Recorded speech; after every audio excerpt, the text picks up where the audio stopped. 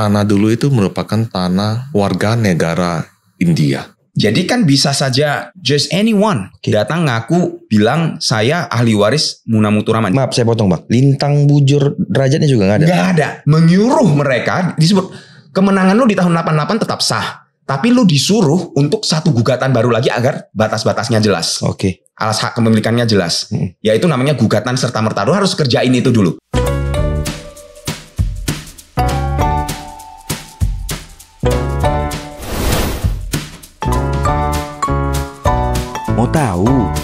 Mau tahu aja. Assalamualaikum warahmatullahi wabarakatuh.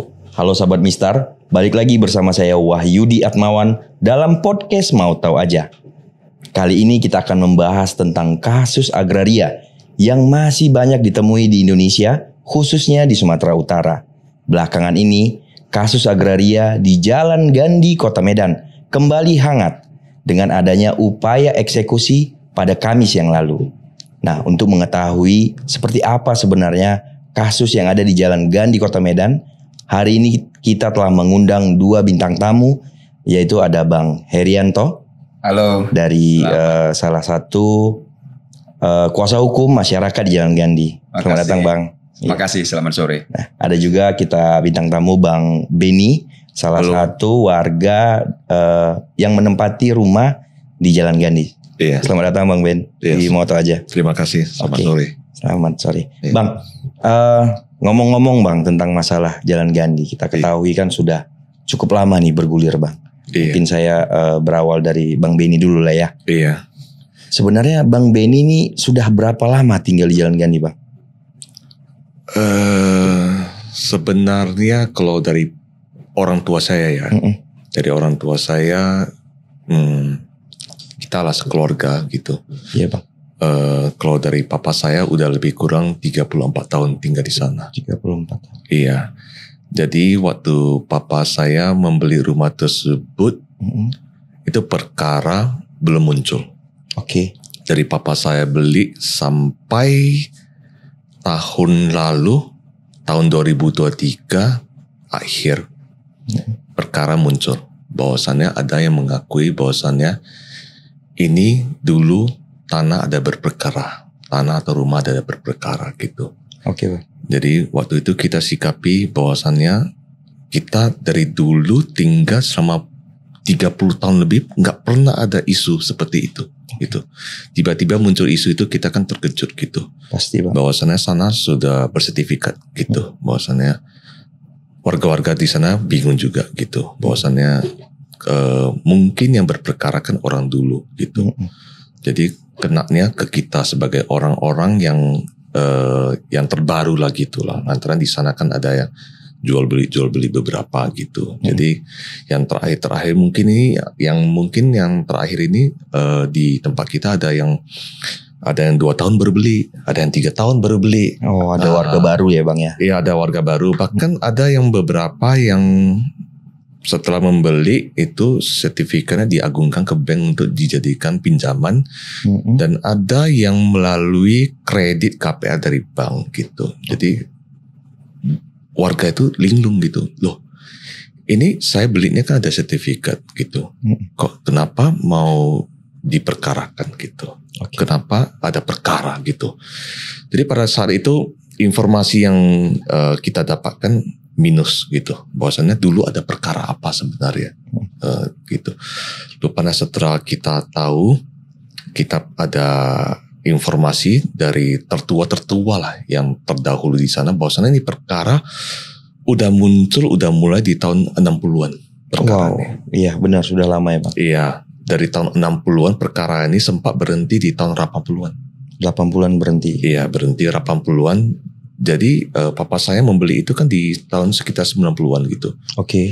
Jadi sejak tahun 90-an sampai tahun lalu kita nggak pernah ada isu bahwasannya rumah itu ada perkara gitu. Baru tahun lalu kita ada surat amanin dari pengadilan bahwasannya dulu ada perkara dan perkara ini udah ingkrah gitu. Baru kita mencari tahu apa yang sebenarnya terjadi yang di perkara dulu gitu. Jadi setelah meneliti dan mengetahui bahwasanya perkara tanah dulu itu merupakan tanah warga negara India. Oke. Jadi dulu tanah tersebut merupakan tanah Gransey yang berseri 1490. Itu merupakan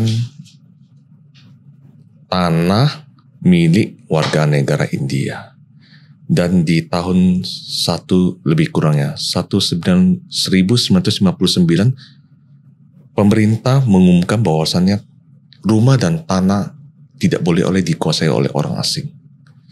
Jadi otomatis warga negara India ini pulang ke negaranya. Ini cerita yang saya dengarkan ya, bahwasanya dari tertua ya gitu, yang di sana ya gitu. Jadi setelah warga negara asing ini kembali ke India, warga negara asing ini bernama Subramanian Chettiar, yang asli pemilik tanah Gransey yang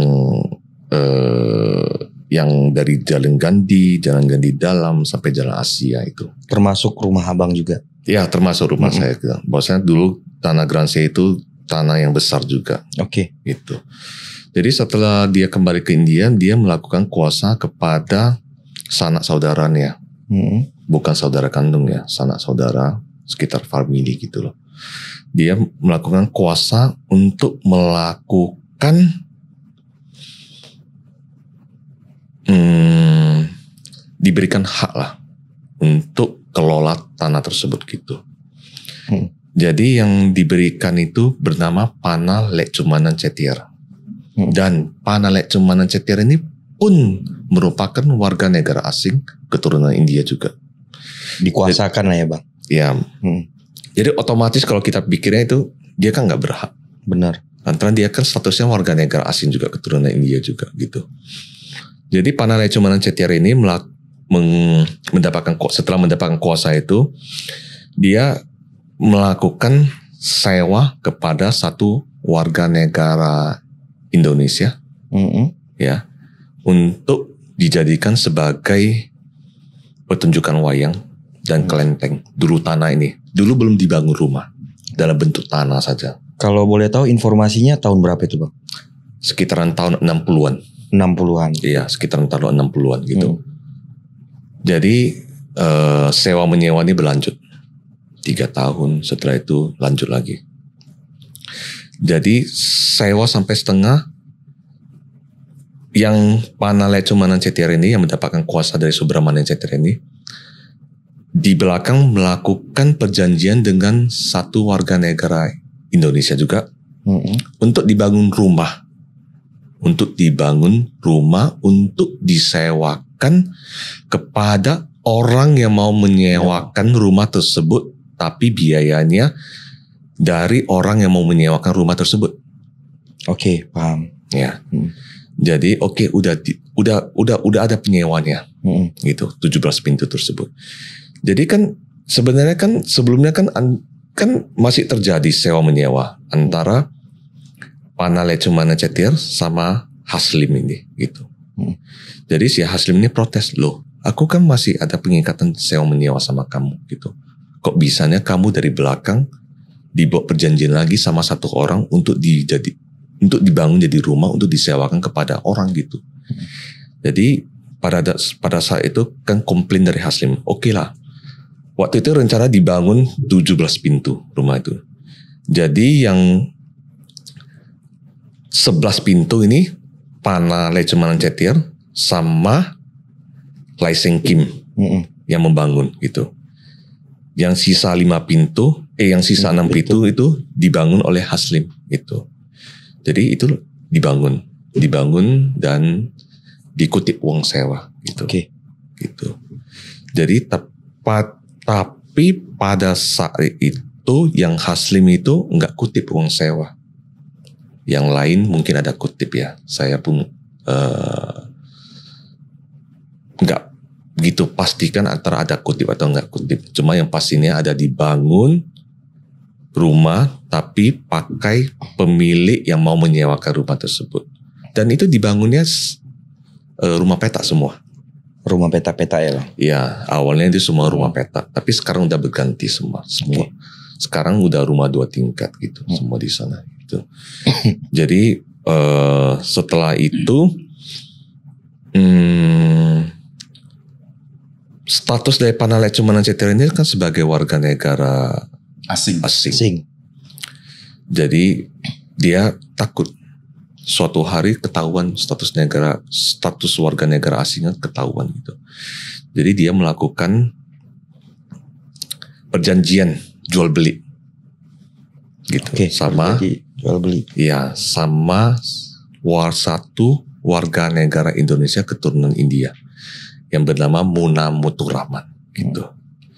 Jadi setelah itu Muna Muthuramannya waktu itu perjanjiannya pinjam duit gitu. Terakhirnya nggak bisa jadi jual beli gitu. Oke, Bang. Jadi waktu itu si Muna Muthuraman ini saya dengar cerita ya, bahwasannya jadinya rakus gitu. Mau menguasai rumah dan tanah di sana gitu. Jadi waktu itu orang itu berperkara lah antara Panalea Cumanang Cetira sama Muna Muthuraman. Antara Panalea Cumanang Cetira yang warga negara India dengan Muna Muthuraman yang warga negara Indonesia gitu. Berperkara orang itu. Di pengadilan negeri Panalea Cumanang Cetira kalah. Pengadilan tinggi kalah juga. Sampai kasasi kalah juga. Dan datanglah Muna Muthuraman ini ke warga di sana. Bahwasannya ini sekarang menjadi kepunyaan saya. Jadi kalau warga mau sewa, mau beli sama saya gitu. Oke, kita tahan dulu Bang Ben. Boleh. Mungkin dari Bang Herianto Bang. Dari sisi hukumnya Bang. Tadi kita dengar Bang Beni mengatakan ada sewa menyewa di awalnya. Dan karena adanya status kewarganegaraan jadi berpindah menjadi miliknya orang Indonesia lah kita bilang. Itu dari sudut pandang hukum seperti apa Bang sebenarnya Bang? Iya, pada dasarnya kan orang asing, warga negara asing tidak bisa memiliki hak milik di Indonesia. Terkhusus setelah berlakunya UU Agraria tahun 60. Oke Bang. Juga yang namanya konversi hak barat itu Bang. Kan berarti sudah selesai di tahun 63. Begitu. Nah, jadi itu menjawab pertanyaan tadi ya. Tapi terlepas dari kompleksitas itu Mas, yang sederhana begini, yang tadi diceritakan Benny, bahwa yang namanya mengaku Muna Muthuraman ini tahun 80-an memenangi perkara dan merasa berhak.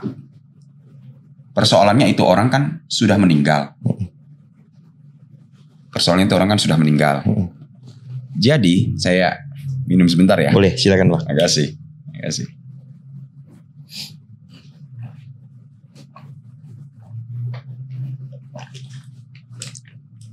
Nah, jadi tentang putusan tahun 88 sekitar tahun setahu saya 1988 itu. Oke Bang. Yang menjadi orang yang bernama Muna Muthuraman pada saat itu mengklaim berhak, itu ada 2 persoalan.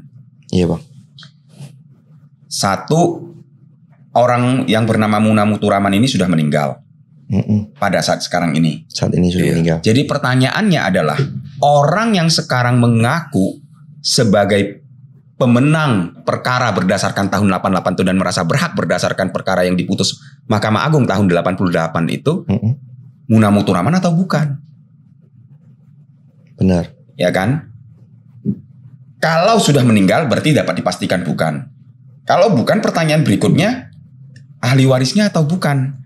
Nah, ini suatu misteri yang tidak terjawab, mungkin lebih misterius daripada siapa yang membangun piramida Sphinx di Mesir. Wow. Gitu. Saking misteri ya Bang ya. Iya. Jadi kan bisa saja just anyone datang ngaku bilang saya ahli waris Muna Muthuraman. Jadi di sini kita bedakan 2 hal. Antara putusan itu ada di tahun 88, anggaplah begitu adanya. Dengan siapa yang merupakan pihak yang dirujuk atau yang dimaksud dalam putusan tahun 88 itu. Benar. Kalau sudah meninggal, maka pertanyaannya menjadi berbeda antara putusan tahun 88 itu dianggap memenangkan siapa dengan siapa ahli warisnya. Ini dua hal yang berbeda. Jadi kalau misalnya dibilang bahwa oh lu kalah, lu harus menyerahkan. Pertanyaannya adalah, itu pun sebenarnya tidak tepat ya. Nanti saya masuk ke poin kedua. Saya bilang dua masalah. Nanti saya masuk ke masalah kedua. Oke. Nah, pertanyaannya adalah anggap pun benar. Ini masih anggap pun benar ya. Bahasa hukum bilang quote non, namun tidak benar juga gitu artinya. Pertanyaannya adalah ketika seseorang datang bilang gua adalah pihak yang menang, dasarnya apa, buktinya apa? Kalau begitu caranya, setiap orang bisa saja mengetahui ada suatu perkara tua di pengadilan gitu, terus datang ngaku-ngaku saya si yang menang atau si ahli waris yang menang. Oke. Gitu kan? Nah, jadi ini dua hal yang berbeda, mari kita pisah. Anggap pun, sekali lagi, anggap pun putusan tahun 88 itu memenangkan pihak tertentu, quote non, dan pihak warga itu katakanlah kalah, quote non, siapa yang pada saat sekarang ini setelah 30-an tahun berlalu, itu yang merupakan orang yang tepat untuk disebut yang menang di dalam perkara tahun 88 itu kan persoalan yang harus dijawab dulu. Benar. Nah, itu sepanjang persidangan perkara di tahun 2023 ya Ben ya. Iya.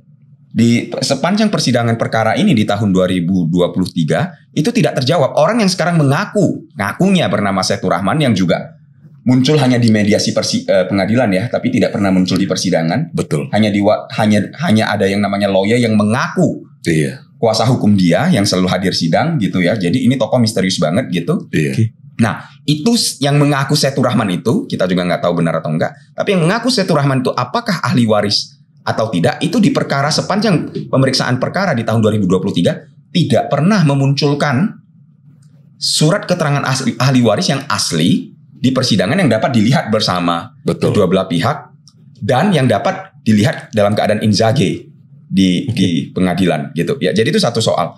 Nah, satu soal lagi dari putusan tahun 88 itu adalah tidak disebut batas-batas atau letak lokasi yang dimaksud. Oke. Nah, kalau Mas perhatikan, pihak yang mengaku sebagai kuasanya atau kuasa hukumnya yang mengaku bernama Setu Rahman ini, yang ngakunya adalah ahli waris bernama Setu Rahman, itu selalu mengatakan lahan jalan Gandhi. Pertanyaannya, bisa nggak menyebut lahan jalan Gandhi persis yang mana? Ya dia bisa saja menyebut. Begitu dia menyebut, pertanyaannya bisa nggak itu dicocokkan pada bahasa putusan tahun 88 itu? Bahasa putusan tahun 88 itu hanya mengatakan agar mengosongkan rumah milik penggugat. Yang mana? Penggugat yang mana? Benar. Agar mengosongkan rumah milik penggugat. Ya rumah milik penggugat ini batas-batasnya mana? Rumah nomor berapa? Timur, barat, utara, selatannya mana? Letaknya mana? Kalau gitu sekujur jalan Gandhi bisa dong. Benar. Tadi kan dikatakan bahwa lahan jalan Gandhi, begitu bahasanya. Oke. Nah, berarti bisa sekujur jalan Gandhi ditafsir sebagai yang dimaksud putusan itu. Itu sewenang-wenang banget. Oke, Bang. Titik manapun di jalan Gandhi bisa ditafsir sebagai yang dimaksud, yang ditunjuk si putusan itu dong. Oke. Gitu kan. Nah, lalu dikatakan agar mengosongkan rumah milik penggugat. Itu bukan milik penggugat, itu tanah negara. Siapa yang memiliki rumah itu? Dan juga apakah orang asing bisa memiliki tanah di Indonesia? Oke. Gitu kan. Jadi dikatakan mengosongkan rumah milik penggugat. Itu bukan milik penggugat. Jadi harus gimana jadinya? Oke. Gitu. Kalaupun kami pergi, terus tanah itu punya siapa? Misalnya, apakah otomatis itu jadi tanah si yang sekarang mengaku mau mengeksekusi ini, yang Munamutu Rahman ini? Oke. Sorry, yang bernama Setu Rahman ini. Gitu. Jadi itu persoalan. Nah, sosoknya juga nggak pernah muncul ya, Bang? Selama pengadilan. Pertanyaan menarik. Makasih. Jadi pada tahap mediasi itu kan bukan sidang terbuka untuk umum ya. Oke. Awalnya datang makhluk misterius. Oke. Tapi saat itu tidak misterius juga. Iya. Hari ini baru jadi misterius gitu. Bernama Andi. Ngakunya bernama Andi. Nggak, nama lengkapnya? Nah, pokoknya singkatnya mengaku bernama Andi. Oke. Orang kan kalau terang benderang gitu, memang apa adanya gitu, menyebut nama diri sendiri dengan terang benderang. Ini aja juga ya, sepotong Andi. Mungkin ada marganya kalau nggak salah. Iya. Cuman ada marganya kita nggak terdengar. Nah, seseorang datang di saat tahap masih mediasi, jadi masih tertutup meskipun di pengadilan, belum sidangnya gitu, di tahun 2023 ya, lebih kurang 2024 mengaku bahwa dia adalah developer yang dalam tanda kutip pengembang yang dalam tanda kutip dia mengatakan kan dalam mediasi itu bahwa perkara ini sudah dalam tanda kutip dia beli. Iya. Wow, berarti ada jual beli perkara ya bang? Entah gimana tafsirnya, nggak tahu, itu bisa ditafsir seperti itu, tapi bisa juga ditafsir seperti begini. Ya putusan itu kan belum pernah dijalankan, jadi saya sudah beli putusannya. Saya yang pasang badan nih untuk sampai bisa putusan itu terjalankan. Kira-kira begitu, bisa diartikan begitu juga, nggak tahu tafsirnya gimana. Saya sudah beli perkara ini, saya mau tanah ini. Kalian masing-masing saya kasih sekian, tergantung posisi gitu ya. Posisi yang begini saya kasih begitu juta, mau enggak? Posisi yang begini saya kasih sekian juta, mau enggak? Posisi yang begini saya kasih 1, sekian M, mau enggak? Gitu misalnya, atau berapa M, mau enggak? Gitu. Ini tawaran saya. Kira-kira gitu. Nah, warga dalam mediasi itu mengatakan, "Loh, siapa Anda?" Gitu. "Oh, saya diberi kuasa enggak?" dia sebut. Saya diberi kepercayaan atau apa? Kepercayaan. Mewakili Setu Rahman ini, saya keluarga Setu Rahman ini, kira-kira begitu bahasanya. Saya mewakili. Nah, mewakili itu dasarnya apa? Anda lawyer atau bukan menerima kuasa? Apalagi sekali lagi tadi saya bilang, ini mediasi ini kan sangat tertutup. Hanya para pihak yang berkepentingan yang ada dalam ruangan. Berkepentingan itu hanya antara dua, prinsipal atau kuasa hukum ya. Kuasa hukum berarti lawyer, advokat. Kalau lu bukan dua-duanya, lu nggak bisa ada di ruangan mediasi. Kok ini bisa nongol? Nah, maka warga waktu itu menyatakan keberatan, orang ini nggak punya kapasitas di dalam ruangan mediasi ini, menyatakan kepada mediator di pengadilan negeri saat itu agar orang ini dikeluarkan, tidak berhak bicara di sini. Nah, hadirlah yang namanya kemudian warga mengatakan hadirkan saja prinsipalnya, orang aslinya, jangan wakil-wakil gitu. Nah, maka pada suatu kesempatan mediasi berikut setelah warga bersikap seperti tadi itu, datanglah orang yang dikatakan sebagai Setu Rahman, yang kita nggak pernah tahu itu benar atau enggak. Jadi hanya muncul satu kali itu di mediasi. Nah, dia bawa KTP, tapi KTP-nya menurut pandangan warga saat itu tentu saja belum diforensik, belum benar-benar dicek secara DNA gitu ya. Itu foto di KTP itu memang KTP, ada tulisan nama Setu Rahman, itu berbeda wajahnya dengan orang yang sedang hadir. Menurut pengamatan warga saat itu yang hadir di mediasi. Nah, tapi diakui bahwa itulah yang disebut si Setu Rahman. Nah, mediasi hari itu selesai. Sejak saat itu, setelah itu, selama persidangan yang hadir hanya orang yang mengaku sebagai advokat yang menjadi kuasa hukum karena menerima kuasa dari orang yang namanya Setu Rahman ini. Setu Rahman ini nggak pernah hadir di persidangan. Gitu. Tidak pernah didengar keterangannya juga di persidangan. Gitu. Baik, terima kasih. Dan sekali lagi, kalau dikatakan dia ahli waris di persidangan itu, yang disebut keterangan ahli waris yang ditunjukkan di pengadilan itu hanya fotokopi, dan itu pun tidak lengkap. Tidak bisa dilihat aslinya. Kenapa bisa diterima pengadilan? Dan kenapa hari ini pengadilan dalam penetapan eksekusinya bisa menyebut jalan ganti dalam rumah nomor sekian, rumah nomor sekian, rumah nomor sekian. Sedangkan sekali lagi tadi putusan tahun 88 itu tidak menyebut batas-batas, tidak menyebut nomor-nomor. Jadi dasarnya hari ini bisa diketahui ditentukan rumah nomor berapa itu apa? Itu kan sewenang-wenang sekali. Bang. Kita tahan dulu untuk dari sisi hukumnya, Bang. Baik lagi ke Bang Ben ini, Bang. Seingat Abang, Bang Ben, rumah yang Abang tempatin itu apakah sudah bersertifikat? Dan orang tua Abang dulu itu belinya dari siapa, Bang? Orang tua saya beli dari pemilik yang berperkara. Pemilik yang berperkara. Ya, setelah kita tahu ya. Jadi orang tua saya belakangan itu tahunya. Ya, belakangan itu tahunya bahwasanya rupanya yang kita beli ini sama pemilik yang berperkara. Dan di sana semua pemilik yang berperkara itu udah nggak ada di sana semua. Udah berganti beberapa kali. Gitu. Bahwasannya setelah itu pemilik yang menempati sana itu tahu statusnya itu tanah negara. Jadi pemilik yang setelah tinggal sekian tahun itu mengajukan menjadi sertifikat. Tanah milik negara. Tanah bukan kepunyaan siapa-siapa. Undang-undang agraria ada peraturan bahwasannya warga yang menempati sekian berapa lama tahun bisa untuk meminta dari hak prioritas menjadi sertifikat gitu.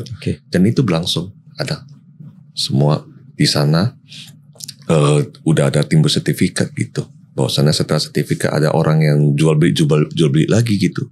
Dan sekarang tiba-tiba muncul bahwasannya ini ada perkara bahwasannya sertifikat kita enggak laku. Nah, itu BPN yang mengeluarkannya pastinya, Pak. BPN. Dan BPN itu kalau kita lihat sertifikatnya itu langsung ada tulis bahwasannya perolehannya dari tanah Grand C 1490 gitu. Berarti balik lagi ke dasar, Le. Betul. Grand C tadi itu ya, Pak. Betul. Grand Sultan tadi itu. Iya, bukan dari Muna Muturaman. Bukan dari Subramanian Chettiar yang warga negara asing yang pertama memiliki Grand C itu, dan bukan bernama Pana Lecumanan Chettiar yang mendapatkan kuasa dari Subramanian Chettiar itu, apalagi Muna Muturaman. Jadi sertifikat-sertifikat yang kita miliki itu sebenarnya punya kita atau punya Muna Muturaman. Gitu. Jadi sejarah tanah dalam sertifikat-sertifikat yang terbit itu tidak ada nama-nama Muna Muturaman, Pana tidak ada, Subramanian tidak ada dalam sejarah yang tercermin dalam sertifikat yang sudah terbit bagi sebagian warga itu. Nah, selama 2023 hingga 2024, masyarakat ada dapat intervensi nggak, Bang? Dari ya kita katakan oknum kah atau orang suruhan itu? Nggak ada. Nggak ada ya, Bang? Nggak ada. Berarti dia memang tetap melalui pengadilan ya? Betul. Melalui pengadilan. Nah, balik lagi ke Bang Herianto, Bang. Kemarin itu hampir dilaksanakan eksekusi ya, Bang? Benar ya? Saya juga ada lihat beberapa beritanya dan kita juga memberitakan waktu itu. Ada wartawan kita juga ke situ kan. Itu sebenarnya pada saat mau eksekusi pastinya sudah ingkrah kita katakan ya. Sudah berkekuatan hukum tetap gitu ya, Bang. Tapi kenapa mereka bisa batal, Bang? Apa sih sebenarnya yang mereka takutkan kalau dari sisi hukum, Bang? Sebelum saya jawab itu, saya perlu meluruskan satu hal dulu. Bang. Inkrah tidak sama dengan eksekutable. Inkrah itu ada dua jenis. Inkrah yang eksekutable, inkrah yang non eksekutable. Nah, ini yang hendak dikelabui juga pada kita. Asal inkrah berarti udah dapat dieksekusi gitu. Eksekutable itu artinya dapat dieksekusi gitu. Padahal belum tentu, itu dua hal yang berbeda. Inkrah pun iya inkrah, ada inkrah yang eksekutable, ada inkrah yang tidak eksekutable atau non eksekutable. Nanti saya akan ke situ lebih panjang lagi. Nah, sekarang saya menjawab pertanyaan Mas dulu. Kenapa kemarin gagal? Itu ya gabungan beberapa faktor, ya perjuangan rakyat setempat gitu. Rakyat bersatu tak bisa dikalahkan gitu kan. Tapi yang saya bilang gabungan beberapa faktor itu bisa saya ringkas menjadi begini. Satu sisi, kalau murni secara sudut pandang teknis prosedur hukumnya, jurusita itu dalam melaksanakan eksekusi di lapangan kan harus ada pengamanan.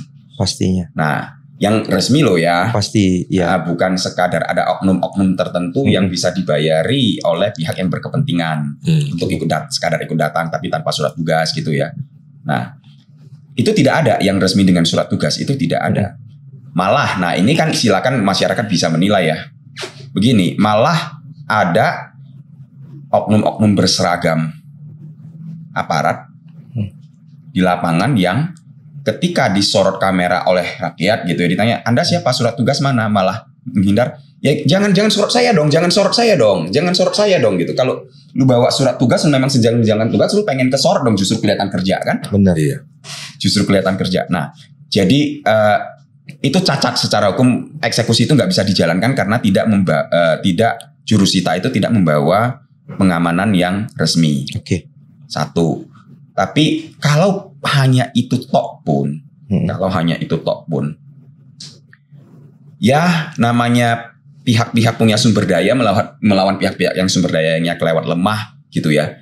Kalau mau main pokoknya aja mau apa? Meskipun nggak bawa pengamanan resmi. Kalau mau main pokoknya aja mau apa? Gitu kan? Lu mau ngomong apa, pokoknya hari ini saya melaksanakan penetapan eksekusi. Misalnya gitu mau main pokoknya. Nah, jadi maka selain secara prosedur hukum itu ada masalah pelaksanaan eksekusi oleh jurusita kemarin itu, juga ada DPRD Sumatera Utara, dan juga tim lawyer dari beberapa unsur elemen organisasi, baik organisasi yang bersifat advokasi maupun yang bisa dibilang bersifat ada yang politik, organisasi yang berbasis politik juga begitu ya. Beberapa unsur kawan-kawan menjadi advokat untuk membantu di situ. Nah, saya balik ke yang tadi, yaitu ada DPRD Sumut, fraksi Partai Gerindra. Fraksi Partai Gerindra itu turun, dan juga bahkan pengurus Partai Gerindra juga ada yang turun. Total sekitar hampir 10 orang anggota dewan benar-benar dari Sumatera Utara. Jadi bagi yang nyinyir bilang anggota dewan itu dipilih siapa saja, sama saja, nggak kerja, nggak juga. Pemilu matters. Pemilu lu pilih orang yang tepat matters. Ada yang kerja, kemarin terlihat. Gitu, hampir 10 orang. Kemudian ada juga yang pengurus Partai Gerindra yang meskipun tidak duduk di dewan sangat aktif membantu warga untuk mengadvokasi warga gitu terhadap eksekusi tersebut. Jadi kalau hanya bilang bahwa prosedurnya cacat, dia nggak bisa jalan, kalau dia mau main pokoknya mau apa. Tapi juga karena wakil rakyat bekerja dari fraksi Partai Gerindra DPRD Sumut, bekerja di lapangan berhadapan dengan jurusita, lengkap dengan kawan-kawan pelaku advokasi yang dari berbagai spektrum organisasi yang tadi saya bilang. Begitu sih. Jadi itu yang menyebabkan tidak terjadi. Ya belum lagi bisa saja ada yang melakukan peran-peran di balik layar. Misalnya bisa saja ada yang melakukan peran di balik layar untuk menyampaikan kepada pihak pengadilan negeri untuk misalnya nggak perlu hari ini seagresif itu, mungkin.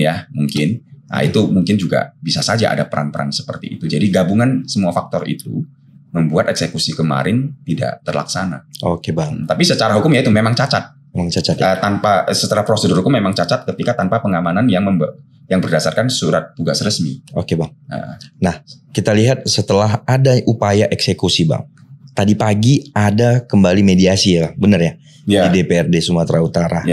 Dan dihadiri juga oleh dua belah pihak ya, Bang ya. Iya. Boleh diceritakan, Bang, seperti apa sih hasilnya tadi, Bang, mediasi hari ini? Ya, jadi melanjut dari tidak terjadinya eksekusi kemarin, ya fraksi Partai Gerindra yang hadir di lapangan kemarin kemudian memfasilitasi hari ini di gedung DPRD Sumut, DPRD Sumatera Utara. Hasilnya adalah fraksi Partai Gerindra di DPRD Sumut mengambil sikap meminta semua pihak untuk menunggu kasasi perkara bantahan yang sedang berjalan. Satu, tapi kedua juga akan memanggil pihak-pihak terkait dan juga merujuk dokumen-dokumen atau data-data terkait untuk melihat persoalan ini secara lebih utuh. Contohnya BPN. DPRD. Contohnya BPN misalnya. Di DPRD. Di DPRD Sumut. Mereka akan segera melakukan itu katanya. Di satu sisi, di lain sisi ya putusan Mahkamah Agung ya seyogianya masih ditunggu. Masih harus dihormati dalam arti ya ditunggu gitu. Nah itu hasil atau sikap, tepatnya sikap di anggota dewan tadi di DPRD. Dan juga ada pengurus Partai Gerindra juga sekali lagi. Nah, selain BPN tadi ya, juga pada kesempatan ini saya menitip saja pada wakil rakyat begitu ya, agar dipanggil juga Ketua Pengadilan Negeri, Ketua PN untuk ditanyain 3 hal. 1, yang tadi saya sebut, putusan tahun 88 itu kalau mau dibilang sudah inkrah, itu tidak menetapkan batas-batas dan tidak menyebut alas hak kepemilikan. Hanya dibilang rumah milik penggugat. Alas hak kepemilikannya apa? Gitu. Jadi tidak menyebut alas hak kepemilikan penggugat, tidak menyebut batas-batasnya, lokasinya, rumahnya yang mana saja. Ya, nah ini saya kontraskan dengan adanya yang namanya pedoman pelaksanaan eksekusi pada pengadilan negeri tahun 2019 terbitan Mahkamah Agung. Oke. Angka 26 mengatakan itu yang tadi saya bilang. Putusan itu ada yang namanya putusan non eksekutable. Jadi nggak asal inkrah eksekutable. Oke. Ada inkrah yang eksekutable, ada inkrah yang non eksekutable. Nah, putusan yang non eksekutable itu di angka 26 panduan eksekusi yang tadi saya sebut yang diterbitkan oleh Mahkamah Agung tahun 2019 itu ada beberapa alasan, beberapa kriteria kenapa putusan itu non eksekutable meskipun sudah inkrah. Saya cuplik 2 di sini yang relevan. 1 yaitu putusan yang tidak jelas batas-batasnya. Tidak jelas batas. Oke. Kurang jelas apa dalam hal perkara ini bahwa putusan tahun 88 itu memenuhi kriteria ini, yaitu putusan yang tidak jelas batas-batasnya. 1, ya. Kedua, putusan yang tidak jelas alas hak kepemilikannya. Nah, sama dalam hal ini di putusan tahun 88 itu tidak diuraikan alas hak kepemilikannya apa. Gitu. Hanya dibilang agar mengosongkan rumah milik penggugat loh. Kenapa penggugat memiliki rumah itu? Alas gitu haknya kan? mana gitu ya. Nah, alas haknya mana gitu. Jadi perlu dipertanyakan kepada ketua PN. 1, jelas-jelas ini memenuhi kriteria putusan non eksekutable. Kenapa masih tetap diterbitkan penetapan eksekusi? Oke. Nyuwun sewu wakil rakyat di DPRD Sumut dan silakan juga DPRD Medan. Kami bersurat kemana-mana beberapa hari sebelum eksekusi, beberapa hari sebelum ini, sebelum upaya pelaksanaan eksekusi. DPRD Sumut, DPRD Medan, DPR RI kami surati. Itu monggo kalau memanggil, contoh yang tadi sudah dikomitmenkan oleh DPRD Sumut, fraksi Partai Gerindra, itu kalau memang memanggil, tolong meminta keterangan atau mengadakan rapat dengar pendapat dengan Ketua Pengadilan Negeri. 1, kenapa ini memenuhi kriteria disebut putusan non eksekutable, tapi masih juga tetap mengeluarkan penetapan eksekusi. Oke. Kedua, dalam penetapan eksekusi itu kok bisa menentukan nomor-nomor rumah. Sedangkan penetapan eksekusi itu kan berarti penetapan eksekusi putusan nomor sekian yang tahun 88. Basisnya atau dasarnya kan itu. Oke. Di sini nggak bisa lahir suatu barang baru dong penetapan eksekusinya. Apa yang ada di putusan dong, di amar putusan. Amar putusannya tidak menyebut nomor-nomor rumah itu. Kenapa dalam penetapan eksekusi bisa menyebut muncul nomor rumah itu? Berarti kan multitafsir. Jangankan nomor itu, kenapa nggak sebut nomor lain lagi juga aja sepanjang Jalan Gandhi bisa dong. Oke. Bahkan bisa sampai Jalan Asia. Nah, itu kedua.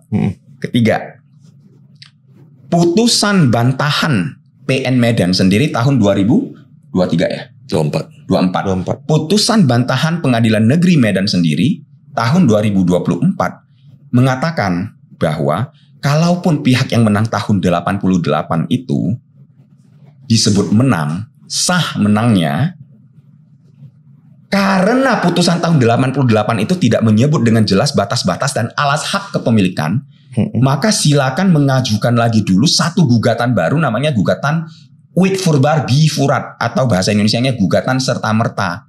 Setelah ada gugatan itu, baru nanti putusan gugatan itu ada menetapkan batas-batas dan alas hak kepemilikan, baru bisa dieksekusi kalau betul hasil ujungnya seperti itu. Kalau tidak, gitu kan?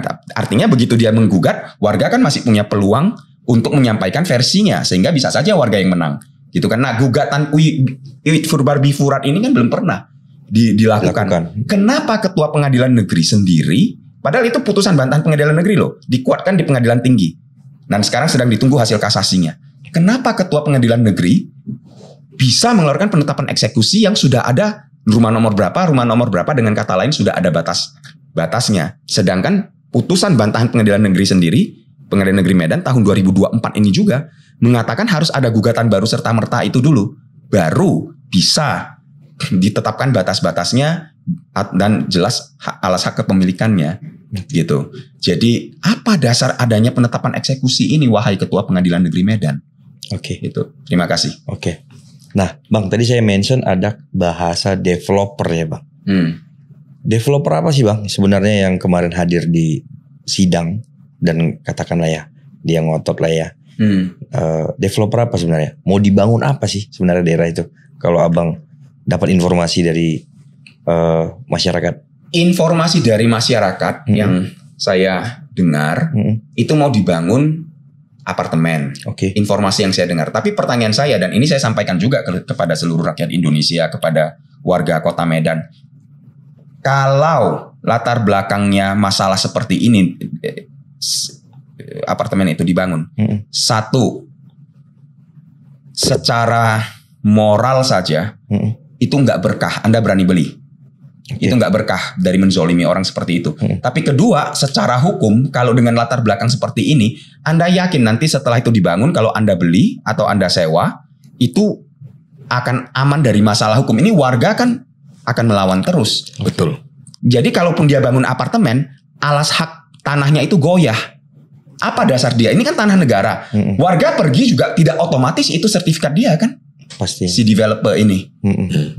Gitu kan. Jadi atas dasar apa dia akan membangun apartemen di atasnya? Nah kemudian berarti nanti kan dasarnya itu bermasalah. Siapa berani beli? Warga berani beli. Kita sampaikan aja dulu kepada rakyat sebelum nanti menjadi konsumen yang mengalami kesulitan setelah beli atau setelah sewa mengalami masalah gitu. Karena alas hak siang bangun apartemen itu nggak clear atas tanah itu. Itu kalau betul dibangun apartemen, namanya kan juga dengar-dengar dari kata warga ya, kalau pertanyaan dari dengar-dengar. Nah persisnya itu developernya siapa namanya, mengaku dari developer mana gitu, ketika di mediasi di pengadilan negeri itu silakan warga aja yang menjawab. Oke. Silakan.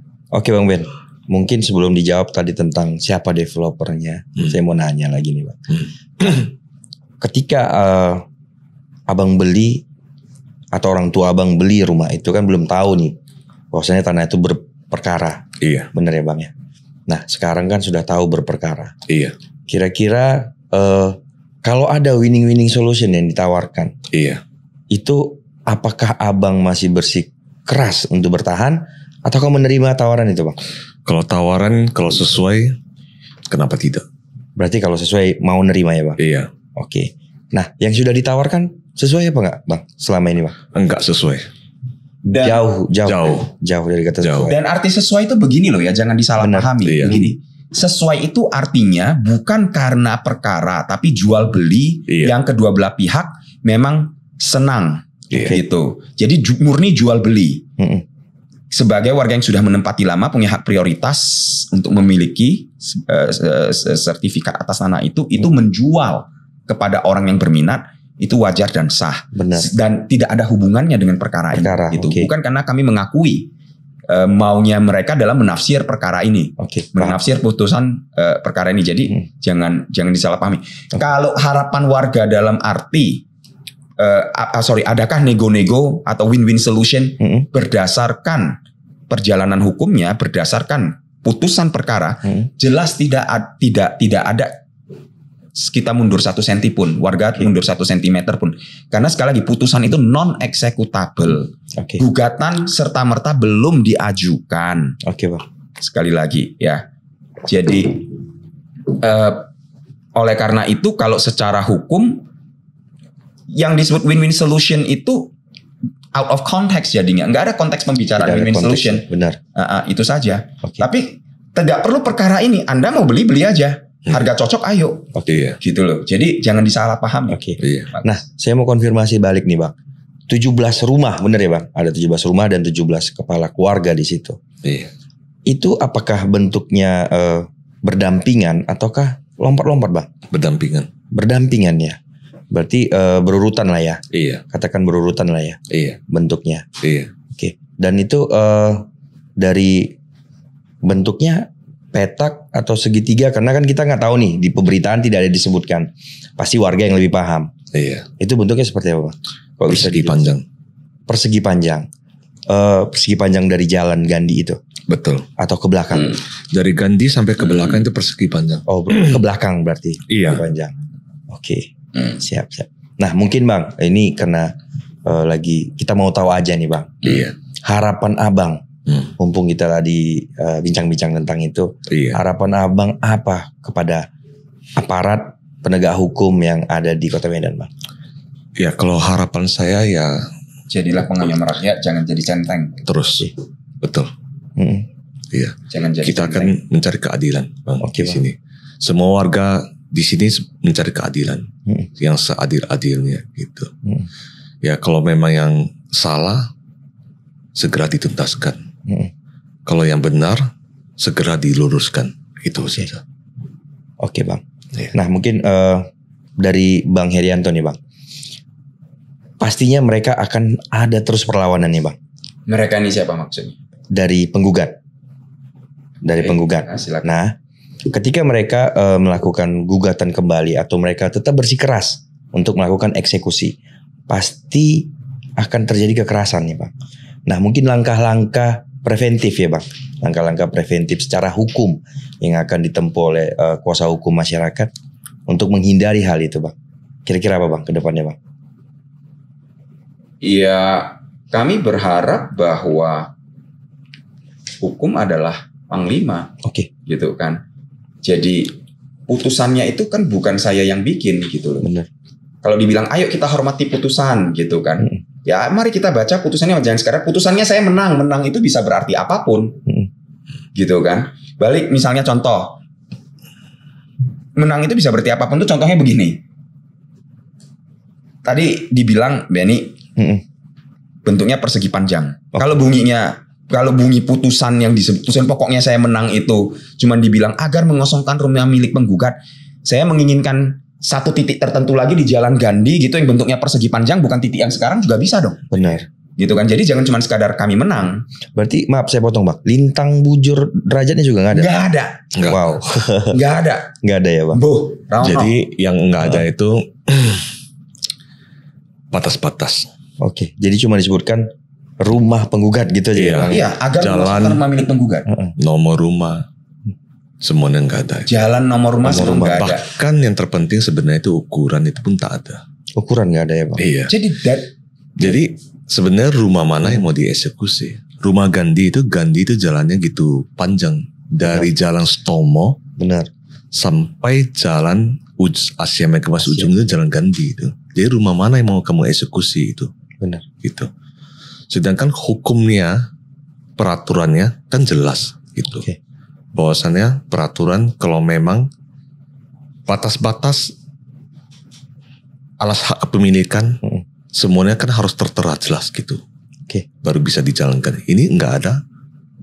Jadi kita yang terjolimi gitu. Bahwasannya ini enggak ada tapi kita yang mau dieksekusi gitu. Oke. Jadi pihak sana merasa bahwa kami menang 2 kali perkara, 2 jenis putusan, satu yang tahun 88, satu perkara bantahan. Nah kami sudah menang, kami berhak eksekusi dong. Nah mari kita lihat sekali lagi hukum jadi panglima. Yang disebut menang itu bahasanya apa di amar putusannya? Mari kita rujuk. Kan ini yang mereka yang penting pokoknya menang gitu. Menang. Nah, satu bahasanya adalah yaitu agar mengosongkan rumah milik penggugat tanpa batas, tanpa lintang bujur, timur, selatan, barat, utara, ukuran itu semua nggak ada. Satu yang disebut perkara yang mereka menangi. Satu lagi yang disebut perkara yang mereka menangi itu pun kalau itu betul mereka itu adalah Setu Rahman gitu ya. Nah, satu lagi yang disebut perkara mereka menangi yaitu perkara bantahan itu pun masih ditunggu hasil kasasinya. Adalah menyuruh mereka, disebut kemenangan lu di tahun 88 tetap sah, tapi lu disuruh untuk satu gugatan baru lagi agar batas-batasnya jelas. Alas hak kepemilikannya jelas. Yaitu namanya gugatan serta merta. Lu harus kerjain itu dulu. Nah, itu belum dikerjain. Jadi justru kalau lu bilang lu menang berdasarkan perkara bantahan tahun 2024 ini, maka itu lu harus hormati putusan itu dan kerjain putusan itu. Bukan sekadar dipakai itu mengeksekusi. Itu nggak bilang putusan itu nggak bilang lu menang lu eksekusi, bukan. Putusan itu bilang lu menang tapi belum bisa eksekusi, melainkan lu harus gugatan serta merta dulu untuk bikin batas-batas jadi jelas, alas hak kepemilikan jadi jelas. Gitu. Oke Bang Her. Nah, untuk agar podcast ini berimbang Bang, kita sebagai media akan mungkin menampilkan cuplikan dari wawancara kita tadi yang telah kita ambil pada saat mediasi di kantor DPRD Sumut ya Bang. Halo, Pak. Saya tidak potong Anda tadi. Masalahkan, Saya Pak. Sesuai prosedur kalau kita bicara hukum. Karena tidak ada pengamanan itu baru satu faktor. Jadi kalau saudara mau mengatakan bahwa kalau enggak saya udah bisa tuh, salah. Oke Bang, untuk closing statement Bang, karena kita sudah di penghujung acara, Silahkan, boleh dari Bang Benny, boleh dari Bang Herianto, biar kita tutup bincang-bincang hangat kita malam ini. Makasih. Closing statement Bang, silakan Bang. Masing-masing ya. Benny juga. Dirangkum berdua aja. Saya ngomong satu hal dulu yang sebetulnya bukan closing statement, tapi saya rasa penting disampaikan, tadi ketinggalan. Yang disebut orang mengaku bernama Andi yang hadir di mediasi persidangan, mediasi di pengadilan negeri tanpa kapasitas yang jelas itu bukan prinsipal, bukan lawyer, bukan advokat, sehingga bukan kuasa hukum gitu ya.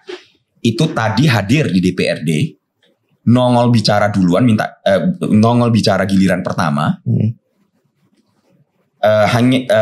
Setelah bicara langsung meninggalkan tempat tanpa bisa dikonfrontasi, tanpa bisa dikonfirmasi keterangan dia. Padahal semua warga Jalan Gandhi itu yang sedang hadir tadi itu menahan agar jangan pergi, agar bisa diajak berdialog gitu. Tapi langsung bahasa gampangnya ngibrit. Gitu.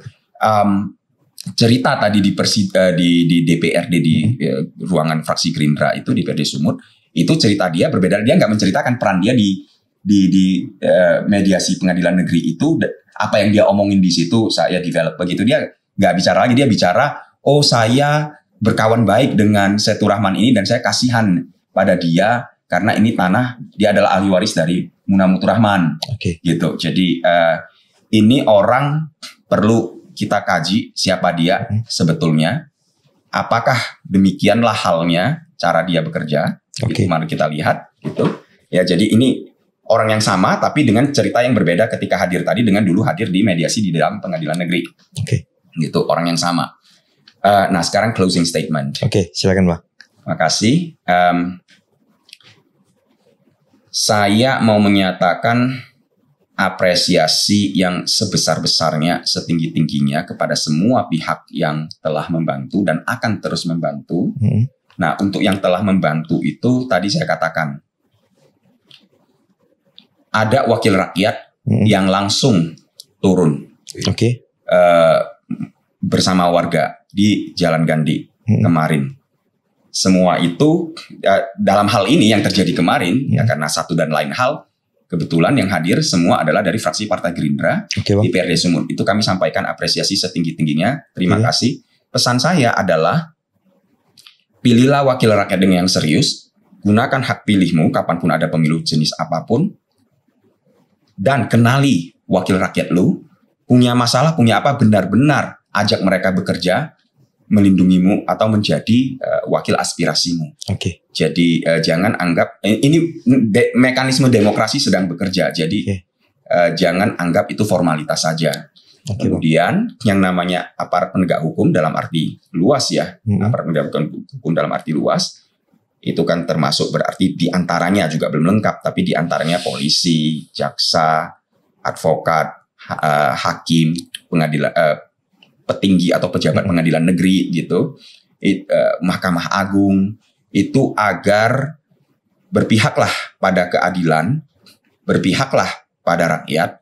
Jangan jadilah pengayom rakyat. Jangan jadi alat atau centeng atau antek-antek pihak yang main pokoknya saja hanya karena punya sumber daya, hanya karena punya modal. Sebagai closing statement juga, kami melalui kesempatan ini memohon dan meminta perhatian Bapak Presiden Prabowo Subianto. Kami percaya Bapak telah terpilih dengan mandat rakyat yang setinggi itu. Bapak bekerja melindungi rakyat, bukan menjadi, kami yakin, bukan menjadi seperti yang dipertunjukkan oknum-oknum tertentu gitu, menjadi centeng orang pihak-pihak yang punya sumber daya yang main pokoknya saja hanya karena punya sumber daya gitu. Kami sangat memohon perlindungan Bapak Prabowo Subianto, Bapak Presiden Republik Indonesia dan Wakil Presiden Mas Gibran untuk memberikan perlindungan pada warga rakyat kecil, ya tidak meski rakyat kecil, pokoknya rakyat yang memang berhak secara hukum memang benar tinggal di Jalan Gandhi dari ya oknum-oknum, dari apa yang bisa disebut, saya nggak sebut deh, dari oknum-oknum yang punya etikat tidak baik, tidak benar dan mengangkangi hukum, merasa bisa membeli hukum. Bapak Prabowo Subianto, Bapak Presiden Republik Indonesia, Mas Gibran, Wakil Presiden Republik Indonesia, kami memohon dengan sangat amat Terima kasih. Oke, terima kasih. Terima kasih. Terima kasih Bang Benny. Terima kasih. Bang Herianto. Iya, Semoga kasusnya dapat segera terselesaikan tanpa ada kekerasan. Oke, itu saja bincang hangat kita. Makasih. Oke Bang. Bincang hangat kita sudah di ujung. Saya Wahyudi Atmawan. Tetap kepo, tetap tahu. See ya. Hidup Indonesia. Indonesia menuju Indonesia Emas. Oke, siap. Terima kasih. Makasih. Terima kasih. Oke. Terima kasih. Mau tahu aja.